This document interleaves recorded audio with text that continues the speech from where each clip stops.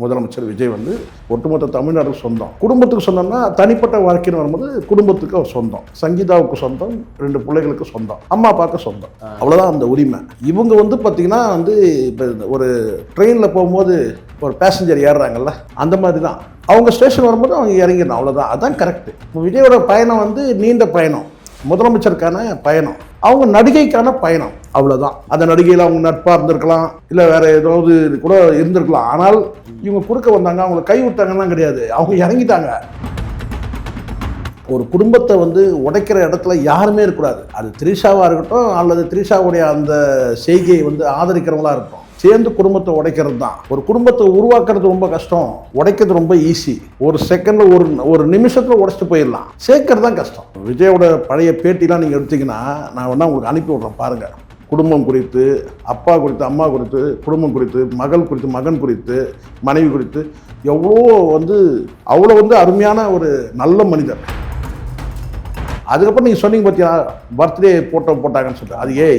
எப்படி சொல்கிறீங்க? ஏஐ சொல்கிறேன், நீங்கள் ஒன்றா ஆய்வு செஞ்சுக்கங்க.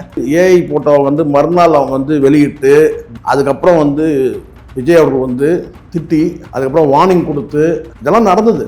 ஆனால் நம்ம நாகரிகம் கருதி நம்ம சிலது பேச முடியாது. இந்த ஏஐ போட்டோ வெளியான உடனே கடுமையான கோபத்துக்கு உச்சத்துக்கே போன விஜய் வந்து ஸ்ட்ரெயிட்டாக போனை போட்டு கடுமையாக வந்து திட்டி அன்னையோடு கட் ஆயிடுச்சு. ஒரு ஏஐ போட்டால வந்து பார்த்தீங்கன்னா அந்த அந்த அந்த கனெக்ஷனே கட் ஆயிடுச்சு. ஒரு ஏஐ போட்டோம், அது துரோகம் சார். அது சார் முதலமைச்சர் சார். மனைவி என்ன யோசிக்கிறாங்கன்னு பாருங்க. பஸ் ஸ்டாய் தான் அவங்க கோர்ட்டுக்கு போகிறாங்க. கோர்ட்டில் போய் வந்து அந்த அஃபிடேவிட் தாக்கல் பண்ணி அவங்க வந்து ஒரு அறிக்கை வரும்போது கூட பார்த்தீங்கன்னா ஒரு நடிகைன்னு சொல்கிறாங்க, அவங்க பேரை சொல்லலை. இது அவங்க ஒரு மனைவி செய்கிற வேலை. இவங்க என்ன செய்கிறாங்கன்னா முதலமைச்சர் ஆகிட்ட பிறகு கேக் வெட்டுற மாதிரி, ஒரு கேக்கில் 3 கேக் வெட்டுற மாதிரி வந்து ஒரு போட்டோ போட்டு போகிறீங்கன்னா அப்போ உங்களுக்கு என்ன அக்கறை இருக்குது? ஒரு எதிர்கட்சி தலைவர் வந்து என்ன சொல்கிற வார்த்தை, எல்லார் குடும்பத்திலும் டைவர்ஸ் நடக்குது இல்லை சார்? நான் கேட்குறேன், ஏன் வந்து ஸ்டாலின் குடும்பத்தில் யாரும் டைவர்ஸ் பண்ணவே இல்லையா சார்? எல்லார் குடும்பத்திலும் டைவர்ஸ் இருக்குல்ல சார்? அப்போ நீங்கள் வந்து மனைவியை மையப்படுத்தி நீங்கள் எப்படி பேசுவீங்க? நீங்கள் தில் இருந்தால் நேருக்கு நேர் மோதுங்க சட்டசபையில். அந்த செய்தி நீங்கள் வெளியிட்ட பிறகு, உதயநிதி வெளியிட்ட பிறகு, இதே திமுகவை சார்ந்த எவ்வளோ பேர் வந்து அந்த பையன் வந்து தனியாக போராடி வரான். மிகப்பெரிய வந்து முழுக்க அவன் வந்து தன்னை தன்னை தயார்படுத்திக்கிட்டு தனித்துவத்தோடு வரான். மனசில் இருக்கிற அவ்வளோ கஷ்டங்களை எல்லாத்தையும் வந்து அந்த படத்தில் கொட்டியிருக்க போகிறான். அந்த படம் தலைப்பே அதுதான், சிக்மான்றது தலைப்பே அதுதான். நீங்கள் ரெட் ஜெயின் சார்பாக கூட நீங்கள் வெளியிடுங்க, நமக்கு அது பிரச்சனை. இப்போ அது அந்த பிரச்சனை இல்லை. ஆனால் எவ்வளோ பேர் வந்து நீங்கள் வந்து அந்த பையனுடைய முயற்சியில் இருக்கும்போது அவனை ஒரு காமெடியாக வந்து நீங்கள் எவ்வளோ வந்து ட்ரோல் பண்ணுறீங்க, நீங்கள் காயப்படுத்தியிருக்காங்க. திமுககாரன் இதுதான் பண்ணுவாங்க. நடுவில் அந்த குடும்பத்தை கெடுத்தது ஓப்பனாக சொல்ல எனக்கு எந்த பயமும் கிடையாது. அந்த ஜெகதீஷ், இந்த புஷி ஆனந்த், இந்த த்ரிஷா, அந்த 3 பேரால் தான் அந்த குடும்பமே வந்து பார்த்தீங்கன்னா இந்த அளவுக்கு ஆனதுக்கு. இன்றைக்கி இந்த சனியன்கள்லாம் ஒழிஞ்சு இது ஓப்பனாக எழுத சொல்லுங்கள். நான் சொல்கிறேன் த்ரிஷான்ற சக்தி கிடையாது.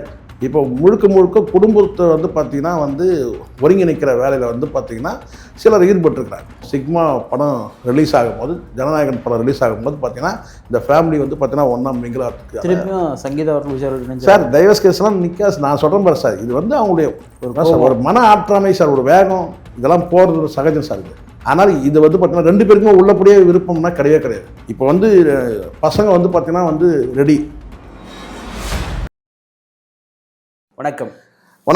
இப்போ சமீப காலமாக பார்த்தீங்கன்னா த்ரிஷா அவர்கள் விஜய் அவர்களும் பொது இடத்துல எங்கேயும் போகிறது கிடையாது. குறிப்பாக புஷ்பா அவர்களுடைய திருமணத்துக்கு வந்து திரு விஜய் அவர்களுக்கு பத்திரிக்கை கொடுத்தாங்க, ஆனால் அவர் போல இவங்க மட்டும் தான் தனியாக போயிருந்தாங்க. இப்போது முதலமைச்சர் ஆகிட்டன்றதுக்காக இப்போ முழுமையாக அவங்கள வந்து கைவிட்டுட்டாருன்னு பார்க்கலாமா? கைவிடுறது எனக்கு புரியல. என்ன அது கைவிடுறதுன்னா? முன்னாடி எல்லா இடத்துலையும் கேள்வியே எனக்கு புரியல, சொல்லுங்கள். இல்லை, முன்னாடி எல்லா இடத்துலையும் போயிட்டு இருந்தாங்க, ஒன்றா போயிருந்தாங்க, எல்லா இடத்துல ஒன்றா போயிட்டு இருந்தாங்க சார். அவங்க என்ன சார் கைவிடுறதுக்கு என்ன சார்? அப்புறம் என்ன இடம் ரொம்ப பேச போகிறேன் வந்து ரொம்ப கவனமாக பேசணும். என்ன முதலமைச்சர்னால நான் சொல்கிறேன், ஒரு ஒட்டுமொத்த தமிழ்நாட்டோட சொந்தம் உரிமை யார்? சிஎம் முதலமைச்சர் விஜய் வந்து ஒட்டுமொத்த தமிழ்நாட்டுக்கு சொந்தம். குடும்பத்துக்கு சொந்தம்னா தனிப்பட்ட வாழ்க்கைன்னு வரும்போது குடும்பத்துக்கு அவர் சொந்தம், சங்கீதாவுக்கு சொந்தம், 2 பிள்ளைகளுக்கு சொந்தம், அம்மா அப்பாவுக்கு சொந்தம். சரியா? அவ்வளோதான் அந்த உரிமை. இவங்க வந்து பார்த்திங்கன்னா வந்து இப்போ ஒரு ட்ரெயினில் போகும்போது ஒரு பேசஞ்சர் ஏறுறாங்கல்ல, அந்த மாதிரி தான் அவங்க ஸ்டேஷன் வரும்போது அவங்க இறங்கிடணும், அவ்வளோதான். அதுதான் கரெக்டு. விஜயோட பயணம் வந்து நீண்ட பயணம், முதலமைச்சருக்கான பயணம், அவங்க நடிகைக்கான பயணம், அவ்வளோதான். அந்த நடிகையில் அவங்க நட்பாக இருந்திருக்கலாம், இல்லை வேற ஏதாவது கூட இருந்திருக்கலாம். ஆனால் அவருடைய ஸ்டேஷன் வந்துச்சு, முடிஞ்சிச்சு. அவருடைய பயணம் நீண்ட தூரம் பயணம். இன்னைக்கு முதலமைச்சர் பிரதமர்ன்ற அந்த ரேஞ்சு அந்த பயணத்தில் போயிருக்கும் போது இவங்க குறுக்க வந்தாங்க, அவங்களை கை விட்டாங்கன்னா கிடையாது, அவங்க இறங்கிட்டாங்க, அவ்வளோதான், முடிஞ்சிச்சு. இறங்கிட்டாங்களா, இறக்கி விட்டாரா? இறக்கி விட்டு நீங்கள் எப்படி வேணாலும் எடுத்துங்க. எல்லாமே ஒன்று சொல்கிறேன், கவனமாக கேளுங்க. எல்லாத்துக்கும் ஒரு லிமிட் இருக்குது சார், எல்லாத்துக்கும் ஒரு லிமிட் இருக்குது.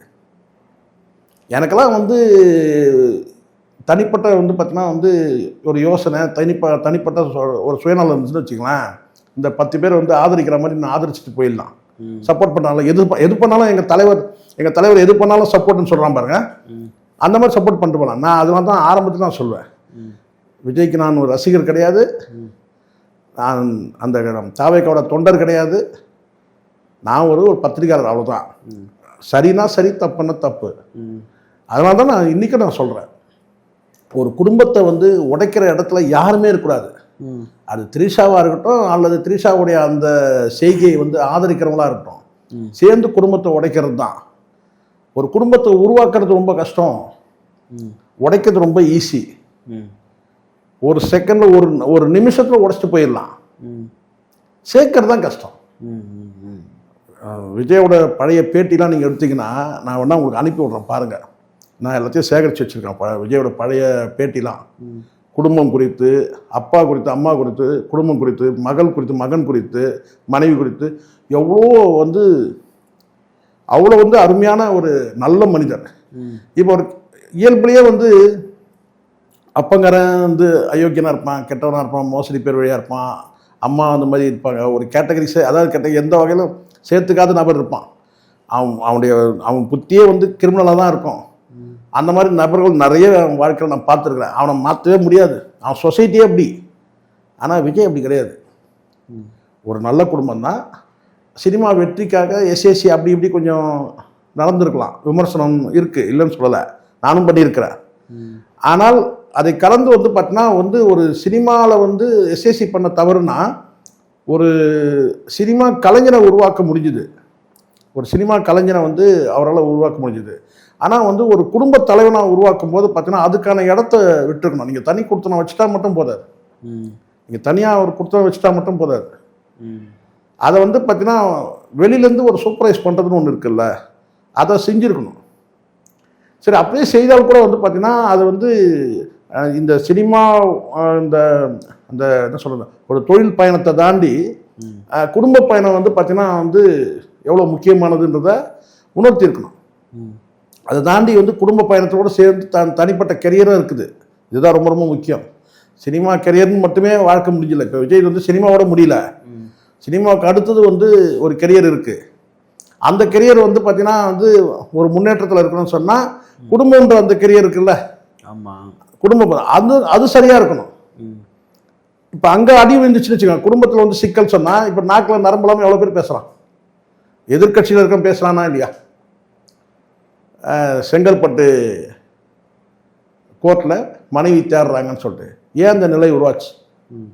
இல்லை, என்ன கேட்குறேன்னா, இப்போது சிஎம் ஆகிறதுக்கு முன்னாடி பார்த்தீங்கன்னா ஒரு திருமண விழாக்கு 2 பேரும் ஒரே காஸ்டியூம்ல போகிறாங்க. அதெல்லாம் சிஎம் ஆனதுக்கு பிறகு சில நேரங்களில் சில மனிதர் அம்மாவுடைய இறப்புக்கு வந்து இருக்கட்டும், அதெல்லாம் தவறு நம்ம பேசுகிறோம்ல. பர்த்டேக்கு 12 மணிக்கு கேக் வெட்டினாங்க.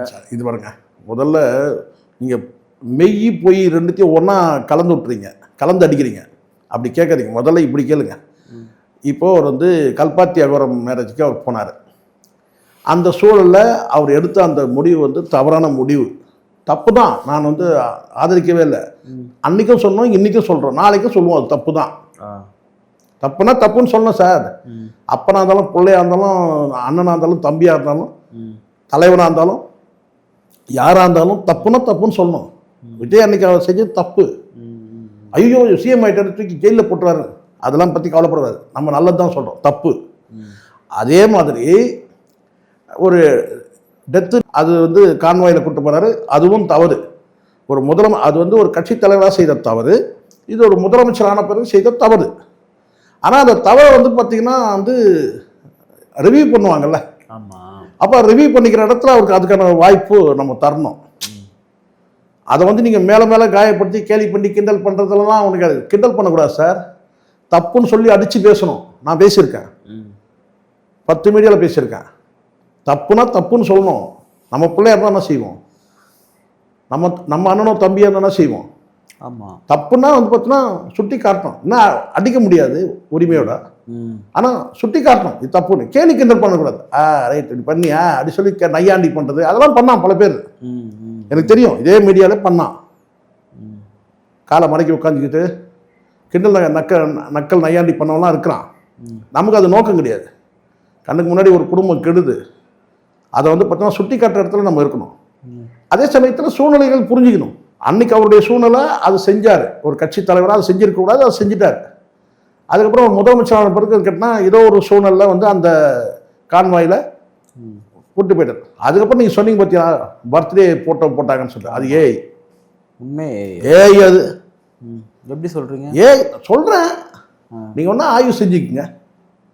ஏஐ சார் அது. அதே சார்ட்ட அவர்கிட்ட சார் அது ஏஐன்னு தெரிஞ்சு ஏஐ ஃபோட்டோவை வந்து மறுநாள் அவங்க வந்து வெளியிட்டு அதுக்கப்புறம் வந்து விஜய் அவர்கள் வந்து அவங்கள வந்து பார்த்தீங்கன்னா வந்து ஃபுல்லாகவே வந்து பார்த்தீங்கன்னா வந்து திட்டின்னு தான் சொல்லணும். அதுக்கப்புறம் வார்னிங் கொடுத்து இதெல்லாம் நடந்தது.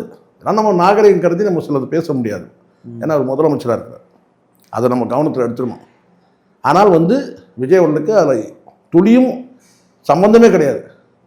சில நேரங்களில் நம்ம என்ன செய்யறோம்னு கேட்டிங்கன்னா, அன்றைக்கி அந்த தப்பு செஞ்சா அப்போ இதை நீ செஞ்சிருப்ப, இதே நீ தான் செஞ்சிருப்ப அப்படின்னு நம்ம எடுத்துக்க முடியாது.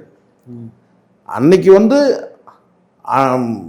அதை வந்து அந்த மாதிரி இந்த ஃபோட்டோ வெளியான உடனே, இந்த ஏஐ ஃபோட்டோ வெளியான உடனே கடுமையான கோபத்துக்கு உச்சத்துக்கே போன விஜய் வந்து ஸ்ட்ரெயிட்டாக ஃபோனை போட்டு கடுமையாக வந்து திட்டி அன்னையோடு கட் ஆயிடுச்சு.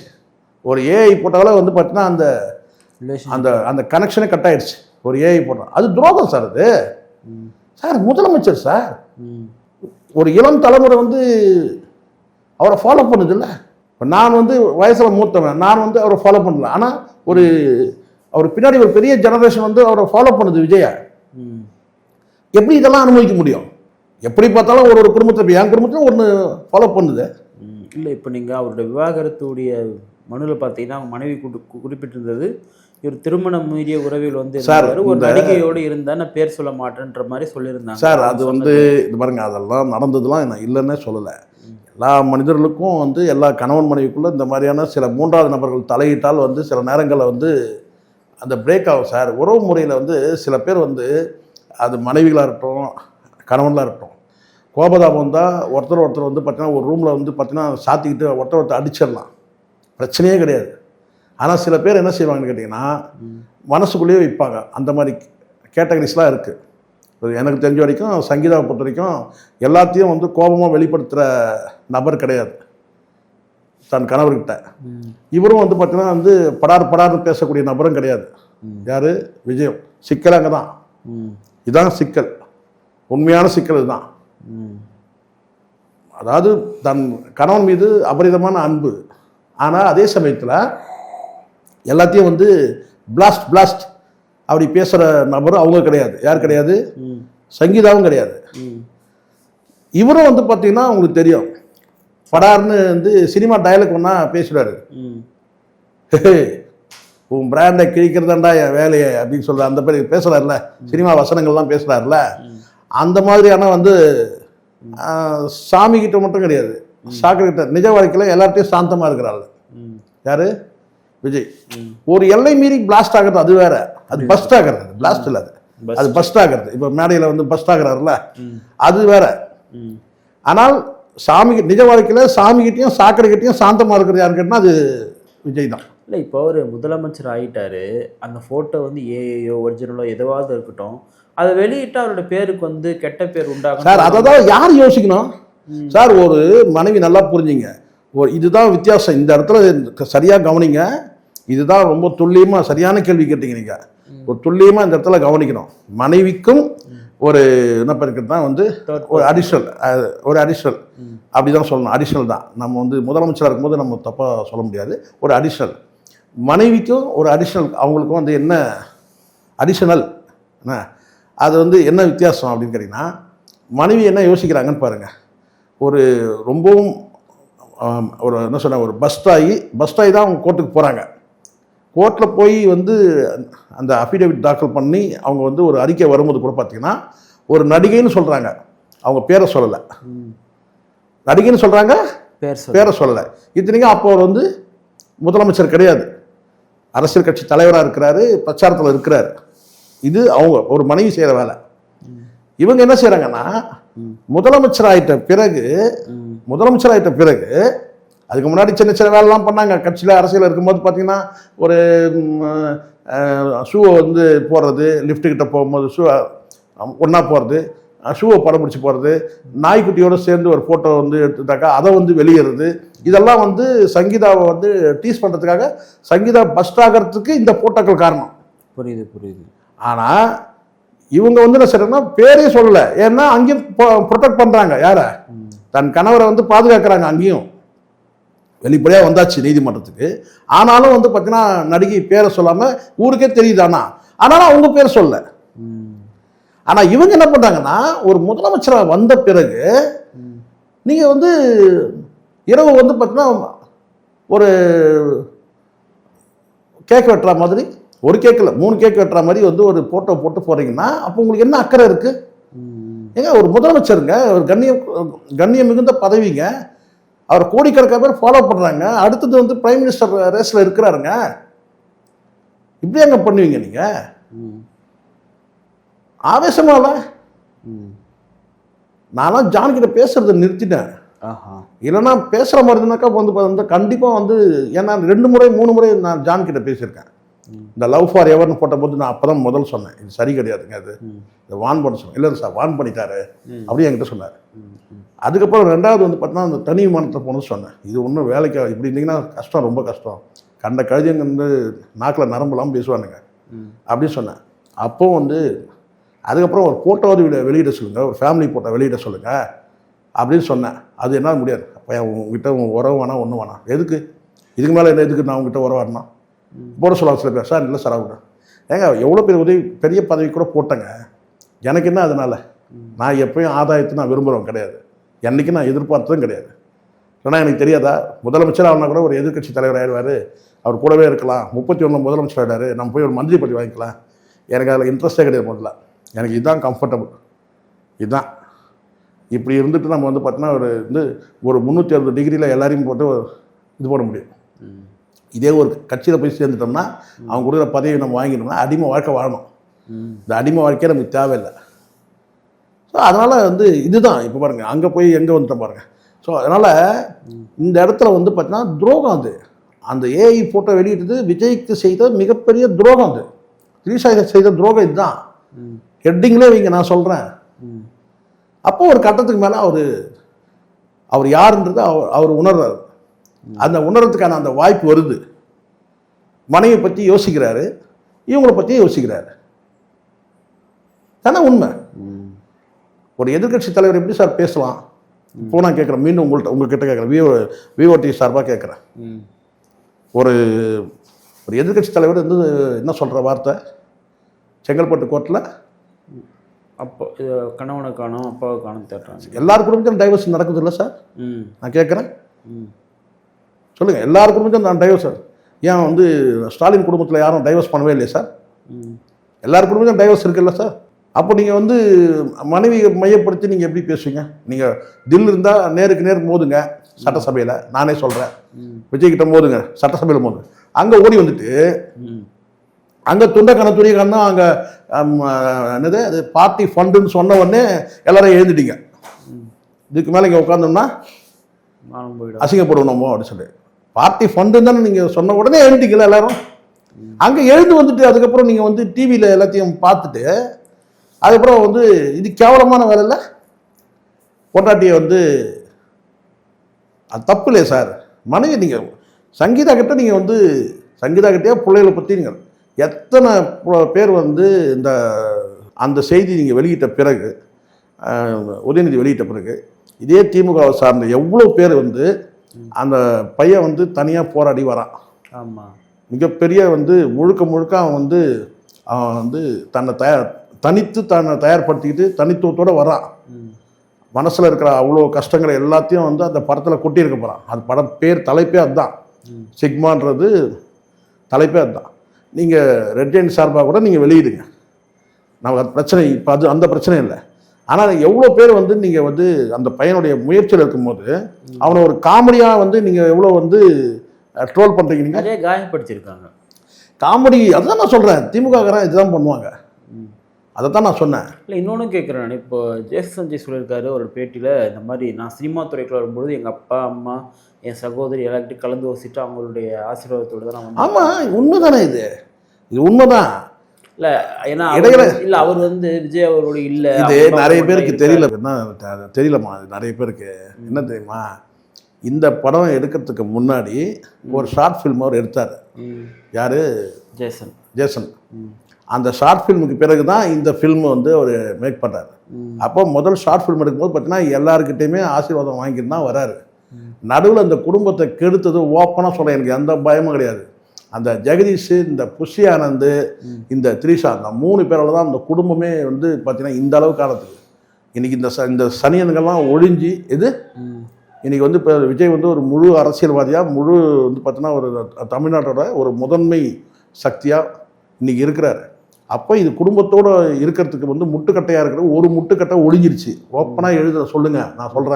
நான் சொல்கிறேன் த்ரீஷான்ற சக்தி கிடையாது. புரியுத சொல்லுது.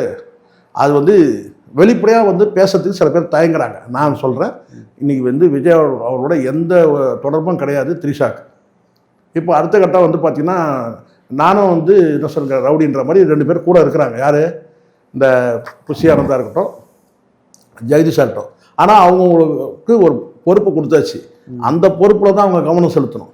இப்போ முழுக்க குடும்பத்தை வந்து பார்த்திங்கன்னா வந்து ஒருங்கிணைக்கிற வேலையில் வந்து பார்த்திங்கன்னா சிலர் ஈடுபட்டுருக்குறாங்க குடும்ப உறவுகள்லையே. அது நல்லபடியாக போயிட்டுருக்குது.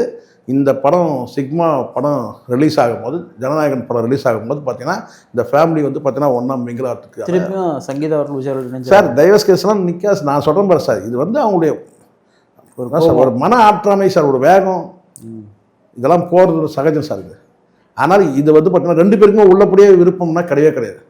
இப்போ வந்து பசங்க வந்து பார்த்தீங்கன்னா வந்து ரெடி கண்டிஷன். இப்போ அம்மாவும் அப்பாவும் பேசணும், அவ்வளோதான். கூடிய சீக்கிரம் நடக்கும், காத்திருக்கும். அப்போ ஒட்டுமொத்த தமிழ்நாட்டில் வந்து பார்த்தீங்கன்னா அன்றைக்கி தான் தமிழ்நாடே வந்து பார்த்தீங்கன்னா வந்து ஒரு பொலிவோடு இருக்கும் போது ஒரு டெக்காரம் அன்றைக்கி தான் இருக்குது. இது நடக்கும். சில நேரங்களில் சார் இது நமக்கு ஒரு 55 வயசு சார். என் குடும்பத்திலையும் சரி, நான் பார்த்த குடும்பங்களையும் சரி, எவ்வளோ குடும்பங்களில் ஒரு சின்ன கிராக்குப்பா, ஒரு சின்ன ஒரு விரிசல், அதை எப்படி டெவலப் பண்ணுவாங்க தெரியுமா? இதுக்குன்னே சில பேர் இருக்கிறான், இது குடும்பத்தை கெடுக்கிறதுக்குன்னே இருக்கிறான். அவன் என்ன செய்வான், அந்த விரிசலை வந்து பார்த்தீங்கன்னா பெருசாகிடும். இன்றைக்கி விஜய்க்கு ஒன்றுமே தெரியாதுன்ற நினைப்பு எல்லாருக்குமே இருந்துச்சு. எஸ்ஏசிக்கே இருந்துச்சு. எப்படி அவருக்கு எஸ்ஏசி இருந்துச்சு. நான் இப்போ இல்லை, நான் 2024 ஒரு முறை பேசும்போது சொன்னேன், எஸ்ஏசிக்கு உலக அரசியல் தெரிஞ்சிருக்கலாம், விஜய்க்கு வந்து இந்திய அரசியல் தெரியும். புரியுது. இன்னைக்கு விஜய்க்கு வந்து உலக அரசியலே தெரியுது. உலக அரசியலே தெரிஞ்சனால்தான் வந்து அமெரிக்காவிலேருந்து வந்த ஒரு அந்த எம்பசியோட கவர்னர் வந்து அங்கே வந்து பேசின பேச்சு வேற, மகாராஷ்டிராவில் இங்கே வந்து விஜய் கிட்ட பேசின பேச்சு வேற.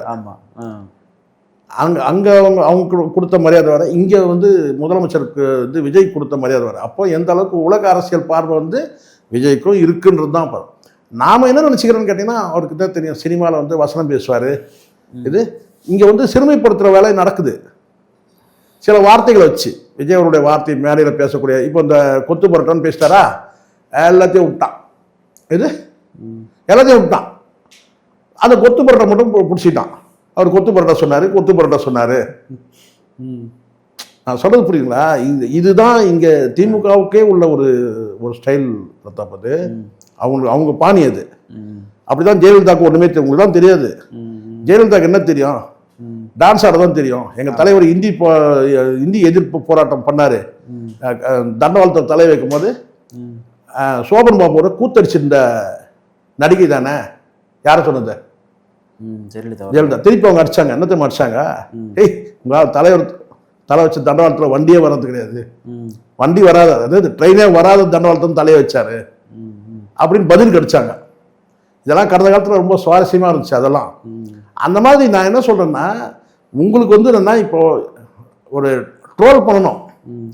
அது என்ன இன்னைக்கு மேடையில் என்ன பேசுனாரு, இந்த சப்ஜெக்ட் எடுங்க என்னங்க கொத்து போட சொன்னாரா அதை வச்சு சொல்லுங்க. இப்போ எல்லாரும் அப்படி இப்படி சுத்துறது என்ன, 2 விஷயம் பிரதாப் நான் முடிக்கும் போது சொல்ற பாருங்க. ஒன்று என்ன தெரியுங்களா, எல்லாரும் ஒருமையில் பேசுறது, நடிகன் தானே அப்படின்னு சொல்லிட்டு, இது ஜெயலலிதாவே பேசுறவங்க தானே ஒருமையில் பேசுறது ஒன்று, அவன் இவன் அப்படின்னு சொல்லிட்டு. அப்புறம் என்ன செய்யறதுன்னா 6 மணிக்கு மேலே அவர் வந்து எங்கேயும் போக மாட்டேன் வந்து த்ரிஷா கிட்ட போயிடுவாரு. அப்படி தானே பேச்சு 6 மணிக்கு மேலே. இது ரெண்டுத்துக்கும் முற்றுப்புள்ளி வைக்கிற வேலை தான் அடுத்தது நடக்க போகுது. இந்த ஒருமையில் அவன் இவன் பேசுறதுன்னா 2 பேரை கொண்டு போய் உள்ள உட்கார வச்சா சரியாயிரும். எது நிஜமா, அது வேற சில நேரத்தில் முள்ள 2 பேரை வந்து பார்த்தீங்கன்னா வந்து முள்ள உடச்சா சரியாயிரும் சொல்லுங்கல்ல. அது தப்பு இல்லை. நீங்கள் ஒருமையில் பேசக்கூடாது. ஒரு முதலமைச்சர்னா அந்த மாண்பு இருக்குல்ல. அதுவும் செல்லூர் ராஜெல்லாம் நீ பேசலாமா நான் கேட்குறேன். செல்லூர் ராஜ் கதை எவ்வளோ இருக்குமா, கூட்டுறவு போன ஒன்றும் இல்லை, இவங்களுக்கு எல்லாருக்கும் ஒரு தைரியம் இருக்குது. அதிமுக இருக்கும் எல்லாரும் தைரியம்னா சரி. அதனால் ஒரு 2 பேரை உட்கார வச்சாங்கன்னா அப்போ வந்து தெரிஞ்ச மரியாதை வந்துடும். ரெண்டாவது இந்த மாதிரி ஒரு வதந்தி வருது இல்லை, குடும்பத்தோட இருந்தால் இந்த வதந்தி வராது. ஃபேமிலியோட இருந்துட்டீங்கன்னா குடும்ப நிகழ்வு கேட்டால் அப்போ வேற பேச ஆரம்பிச்சுவாங்க. என்னன்னு கேட்டிங்கன்னா, அடுத்தது ஜேசன் சஞ்சய் வந்து அரசியலுக்கு வருகிறார், குடும்ப அரசியலாக்குறார், அந்த சப்ஜெக்ட் போயிடுவாங்க. இந்த த்ரிஷாவை விட்டுட்டு குடும்ப அரசியல், முதலமைச்சர் வந்து குடும்பத்தோட இருக்கிற சந்தோஷப்பட மாட்டான். அப்போ கூட இது முதலமைச்சர் குடும்பத்தோட சேர்ந்துட்டாருன்னு சந்தோஷப்பட மாட்டான், குடும்ப அரசியல் பண்றாரு அது பேசணுன்றாங்க. இந்த பேச்சு அப்படி வரும் மாறிடும். அப்போ அந்த த்ரிஷாங்கன்னா அது வந்து இல்லைங்க, இப்போ வந்து முதலமைச்சர் வந்து குடும்ப அரசியல் பண்றாரு அப்படி போயிடும்.